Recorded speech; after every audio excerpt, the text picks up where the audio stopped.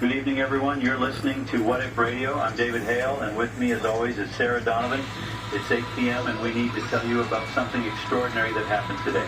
The situation has escalated dramatically in the past 3 hours.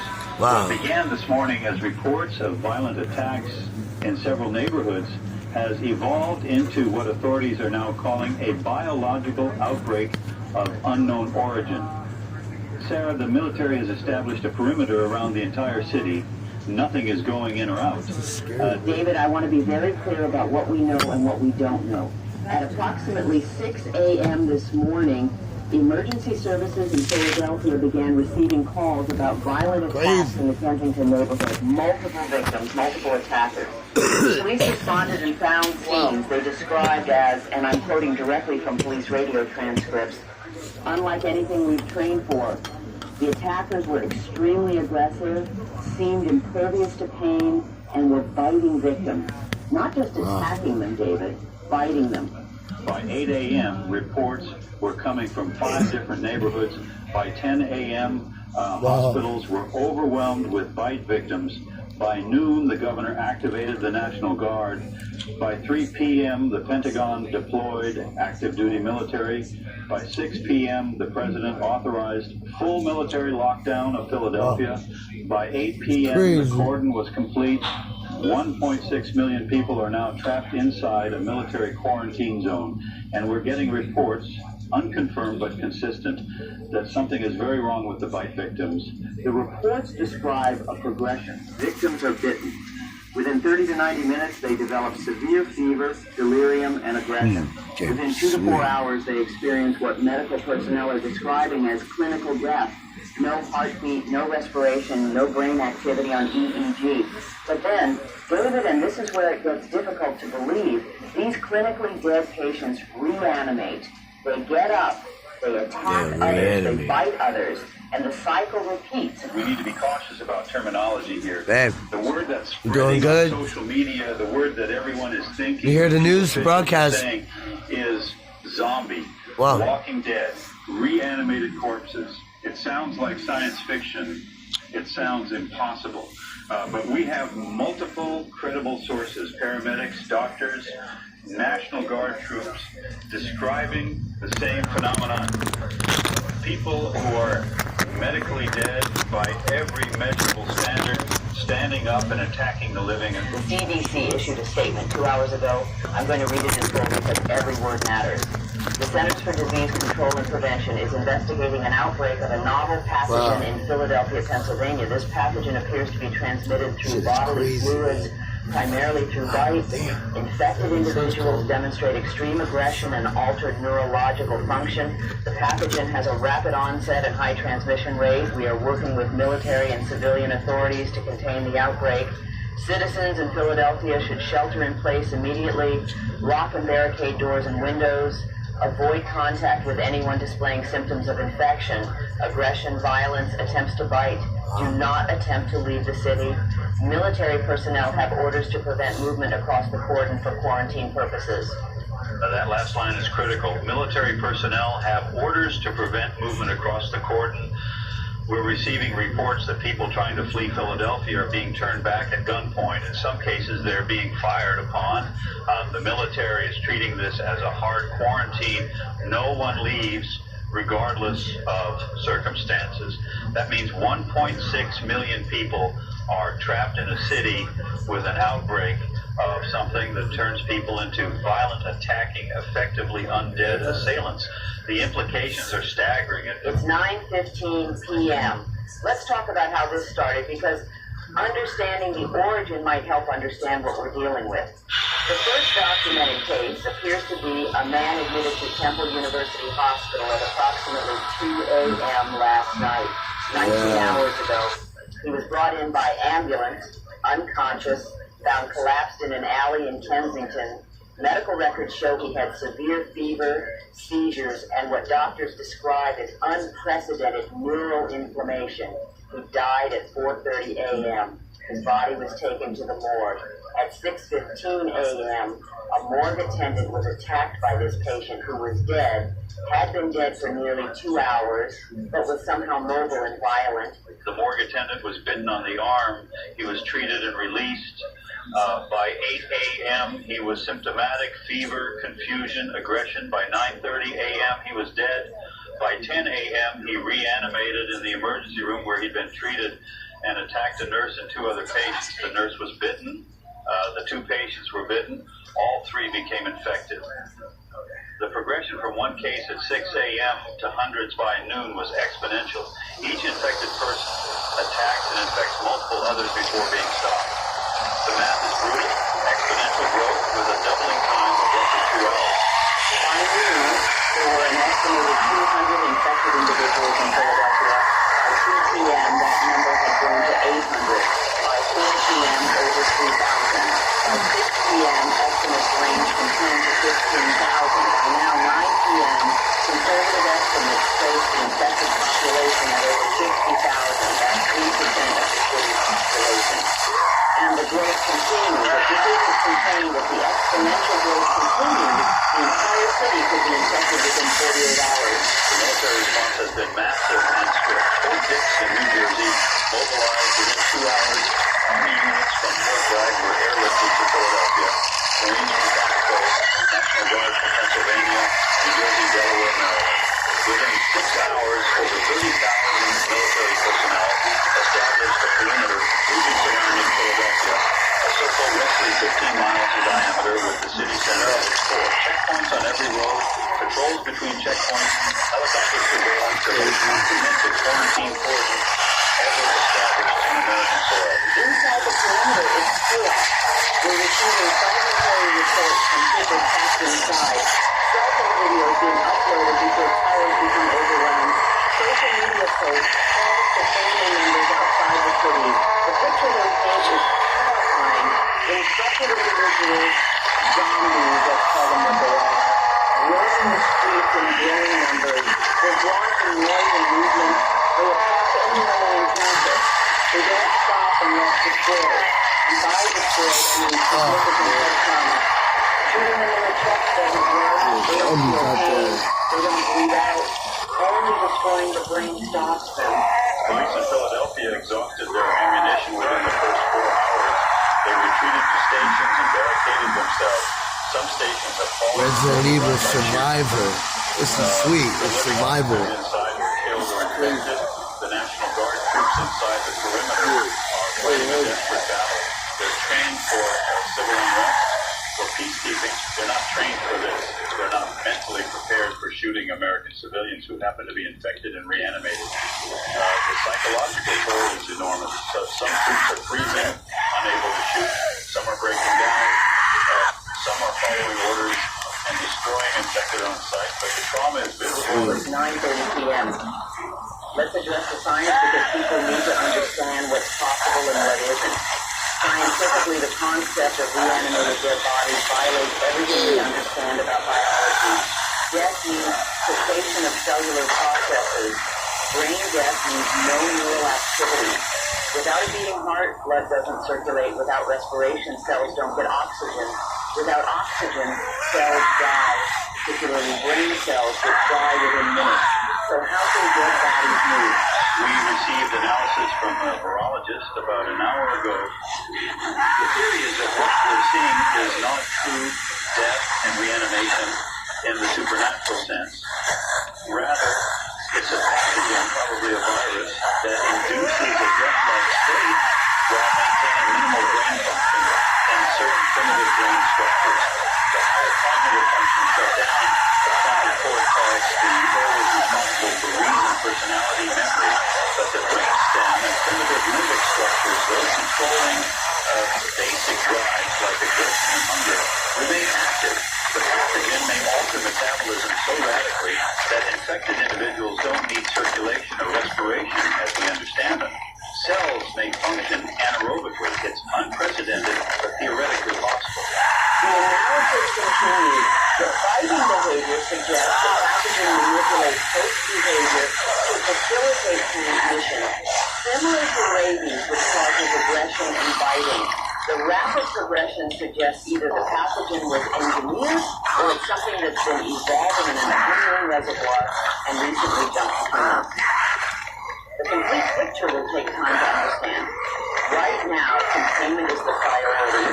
We need to prevent this from spreading beyond Philadelphia. That's the scientific perspective. A pathogen that effectively turns people into aggressive, mindless vectors of infection. Not supernatural zombies, but biological zombies. The question everyone is asking, could this spread beyond Philadelphia?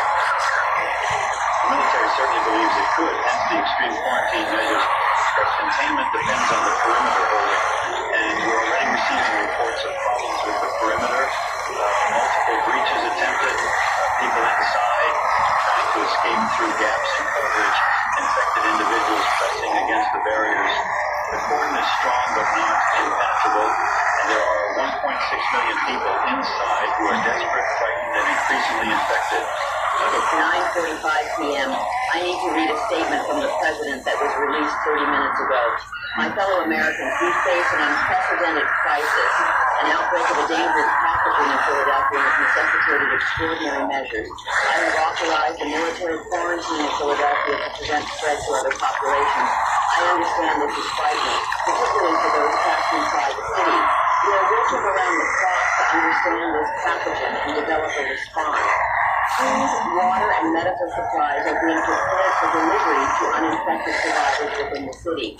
Military personnel are instructed to protect the perimeter while also protecting innocent civilians. I am asking all Americans to remain calm, to trust that we will resolve this crisis, and to pray for those affected. We will not abandon Philadelphia. We will not abandon our fellow citizens. God bless America. That statement raises more questions than it answers. Food, water, and medical supplies are being prepared for delivery. But how?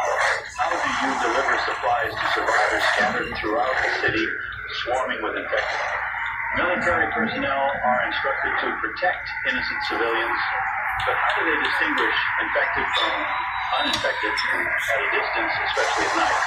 And perhaps most ominously, we will not abandon Philadelphia.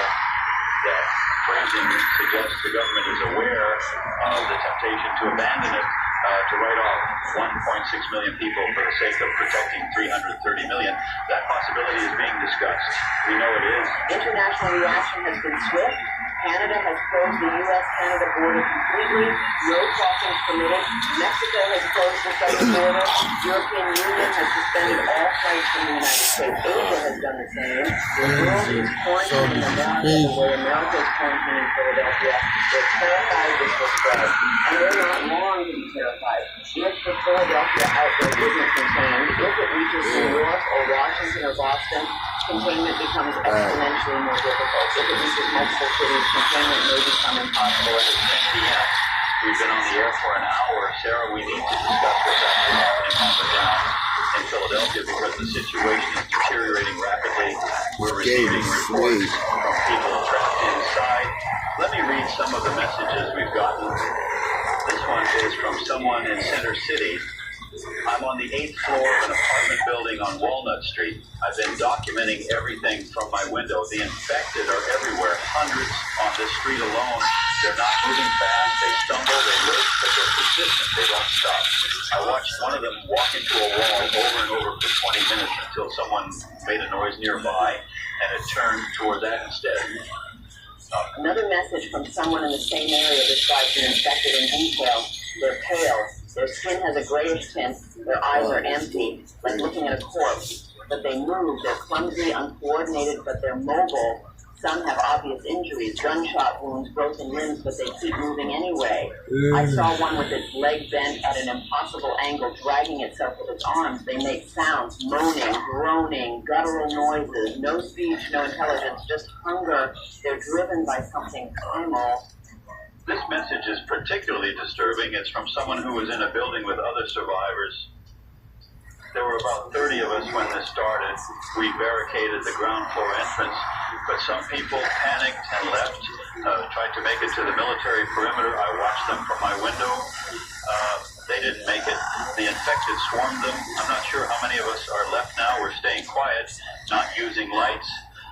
trying not to attract attention, but we can hear them in the building. They're trying to get through the barricade. It's holding for now, but I don't know for how long. Another message describes military activity. I saw a National Guard convoy come through around 6 p.m. They were fighting infected in the streets. Rifles, automatic fire, they killed dozens, but there were too many. The convoy got swarmed. Some of the vehicles made it through, some didn't. I saw soldiers being pulled from trucks, being overwhelmed, being bitten. I saw soldiers turn and attack their own squad mates within minutes. The infection moves so fast. 1 minute you're fighting them, the next minute you are one of them. These descriptions match dozens of other reports we're receiving. The infected are numerous, persistent, and the living are trapped with limited supplies and no clear path to rescue. Sarah, I don't see how this ends well. The math is brutal.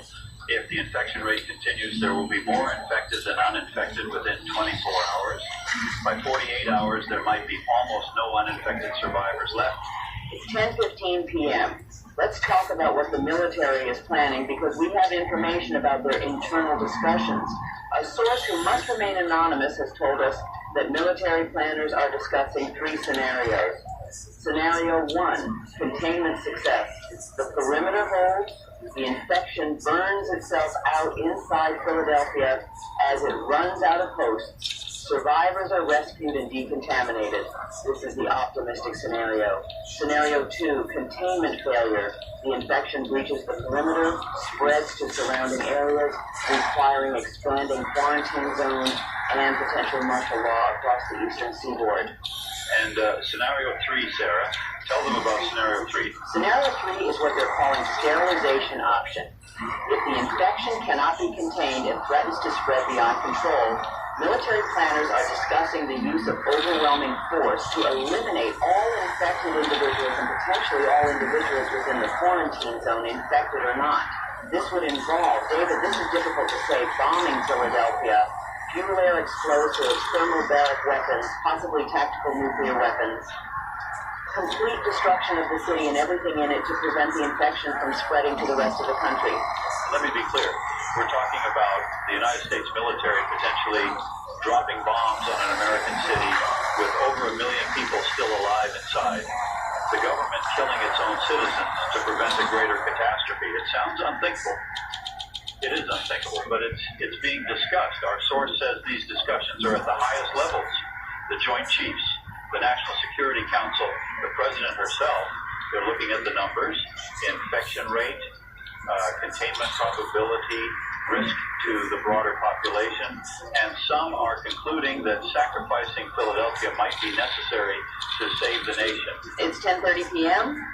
We need to address what people outside Philadelphia should be doing. First, if you live within 100 miles of Philadelphia, you should prepare to evacuate. The cordon might not hold. Have a bag packed with essentials, water, food, medications, important documents, cash. Have a full tank of gas. Know your evacuation route.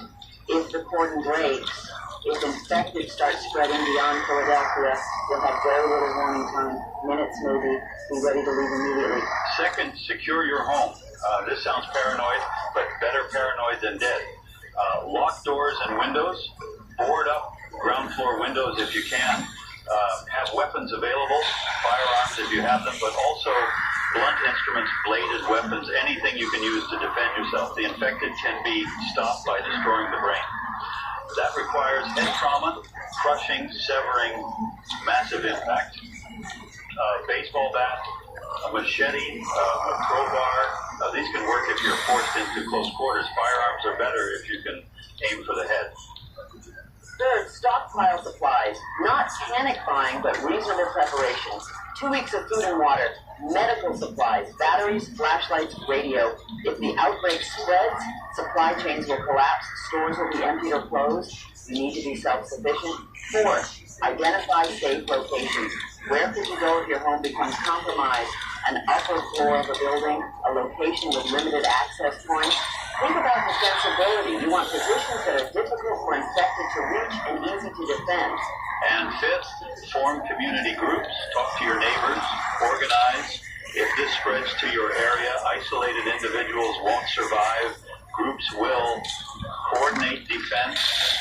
resources, communicate plans. The infected are drawn to noise and movement, so organized groups that can move quietly and defend positions effectively will have the best chance of survival. I know this all sounds extreme. I know it sounds like preparing for war. But if Philadelphia falls, if the infection spreads, that's essentially what this will be, a war for survival. It's 10:45 p.m. Let's discuss what's happening at the perimeter because the situation there is becoming critical. The military established checkpoints at every major road. Interstate 95, Route 1, Interstate 76, dozens of others. These checkpoints are manned by troops with orders to turn back anyone trying to leave Philadelphia. Initially, this was done peacefully, soldiers explaining the quarantine, redirecting people back into the city. But as the situation inside deteriorated, as people became more desperate, the checkpoints became flashpoints.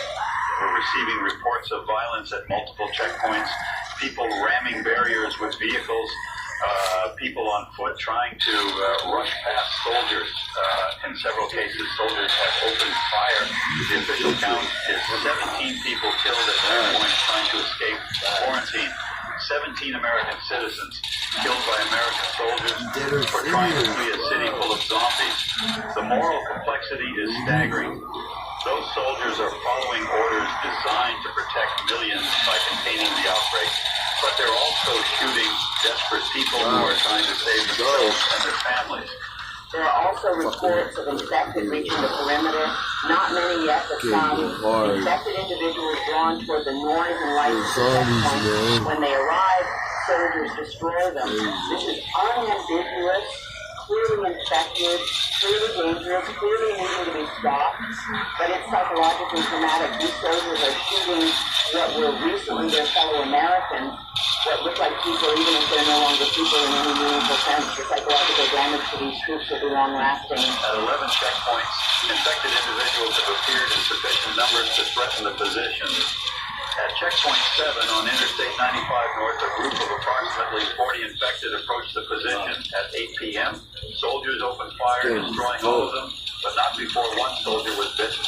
The soldier shot himself before he turned. At checkpoint 12 on Route 1 South, over 100 infected swarmed the position at 9 p.m. The soldiers held but exhausted significant ammunition. They're calling for resupply. The perimeter is holding for now, but it's being tested.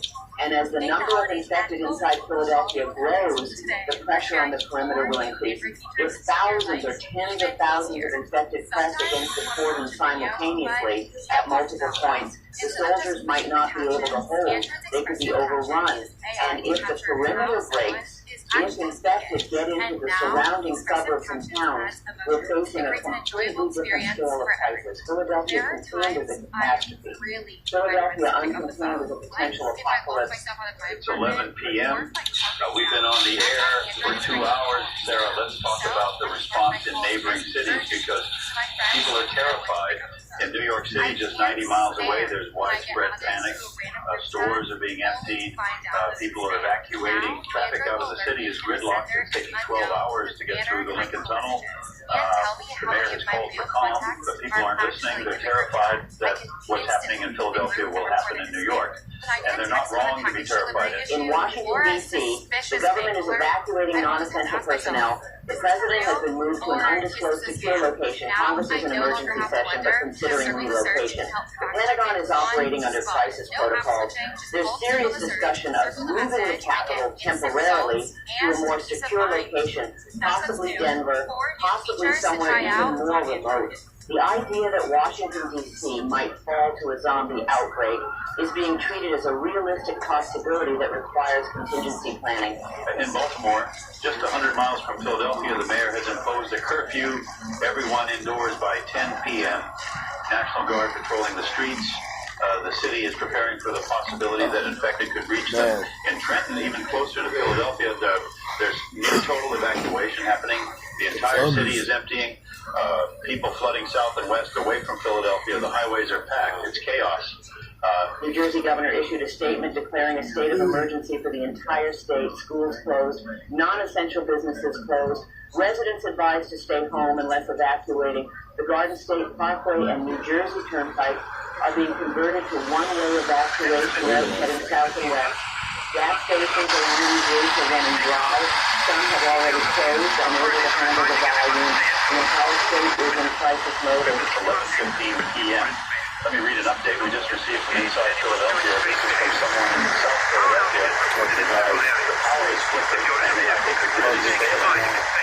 When it goes dark, we won't be able to see them coming. We've been running on refrigerators trying to preserve food, but if power dies, everything's spoiled. We have maybe 4 days of non-perishable food. After that, we'll have to venture out to find more. And going outside is suicide. We can hear them everywhere, moaning, shuffling, scratching at doors. They know we're in here. They can sense us somehow. It's only a matter of time. Another message from someone in North Philadelphia. I tried to reach my parents in Germantown. Phone lines are down. Cell networks are overwhelmed. I haven't been able to contact them in 3 hours. I don't know if they're alive, infected, or dead. But not knowing is almost worse than knowing would be. I'm going crazy with worry. But I can't go to them. It's 5 miles to a city full of infected. I've never made it. It's crazy. I'm trapped here while my family might be dying. This is hell. These messages reflect the psychological toll on survivors. They're not just facing physical danger, they're facing isolation, uncertainty, helplessness. They're watching their city fall apart. They're losing contact with loved ones. They're running out of supplies with no way to resupply. They're living in constant fear. The trauma will be profound and lasting, assuming any of them survive long enough to experience long-term trauma. It's 11:30 p.m. For real. The hospitals, because that's where the crisis accelerated beyond control.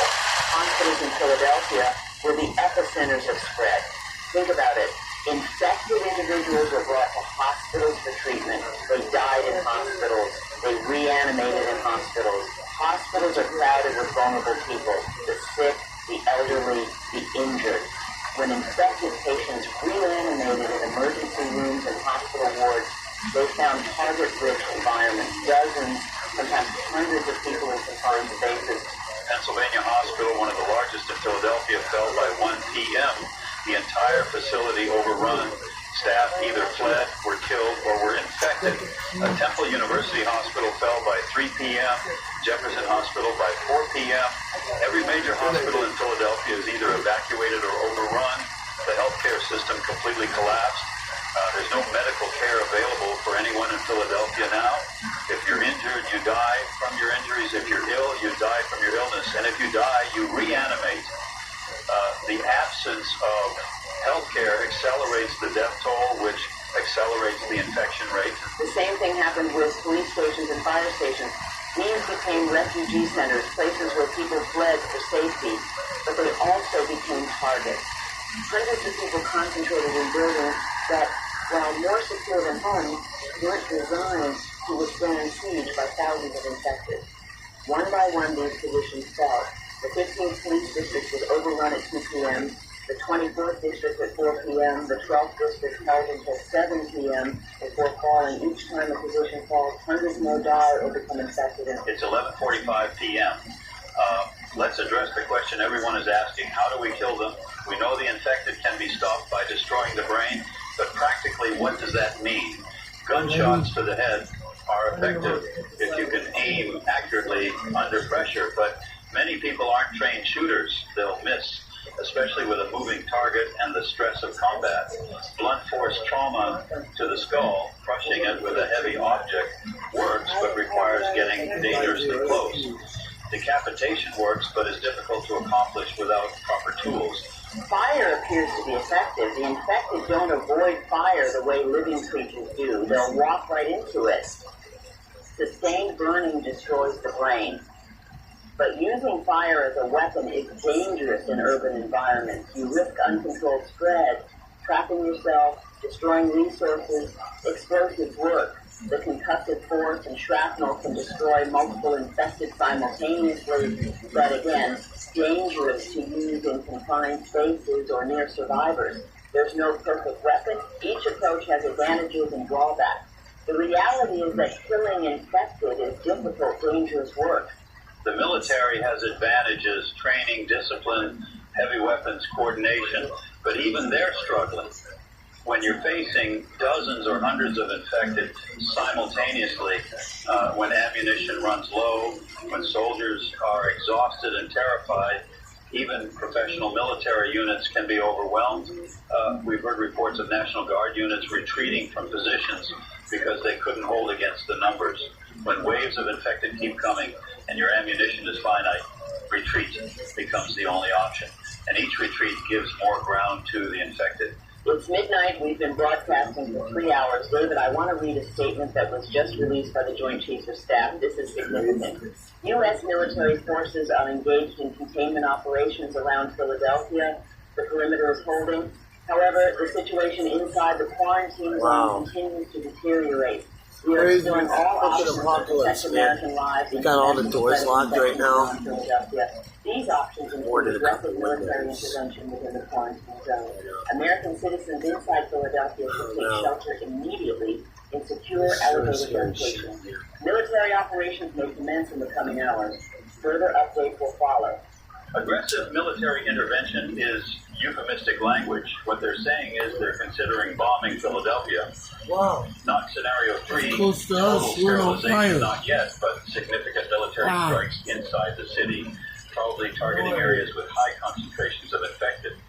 The goal would be to reduce the infected population through overwhelming force, artillery, airstrikes, maybe armor rolling through the streets. They're preparing to turn Philadelphia into a war zone, more than it already is, in an attempt to regain control. Which raises profound questions. If you're a survivor in Philadelphia, hiding in your home, and the military starts dropping bombs on your neighborhood, are you safer or more endangered?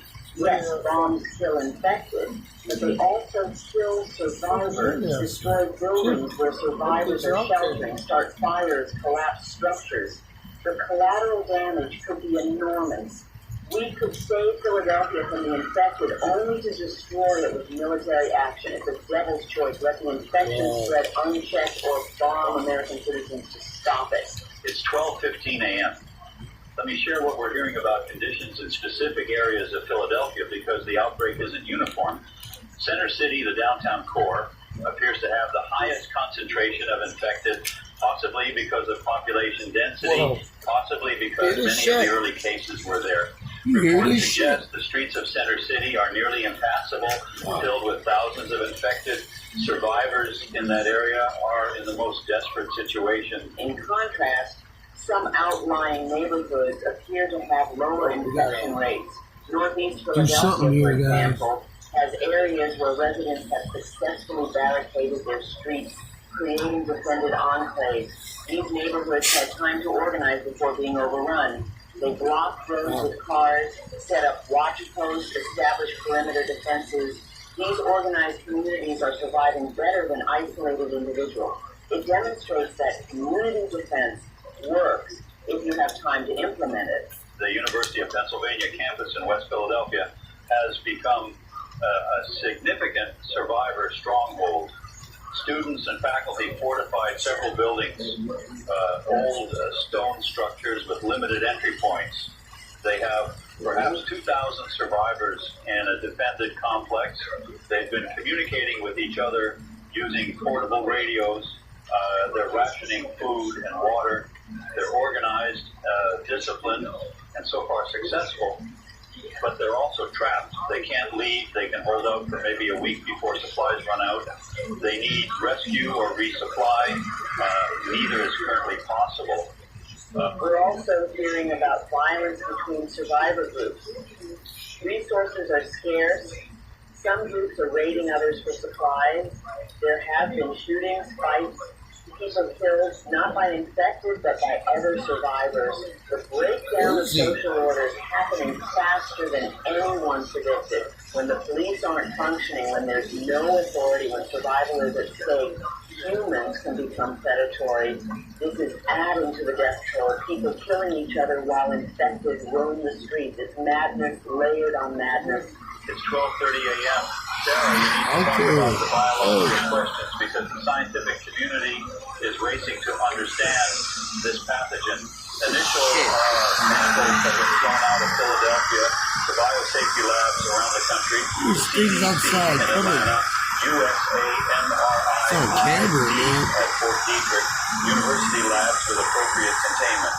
Scientists are working around the clock to identify the pathogen, understand its biology, and hopefully develop countermeasures. But this takes time.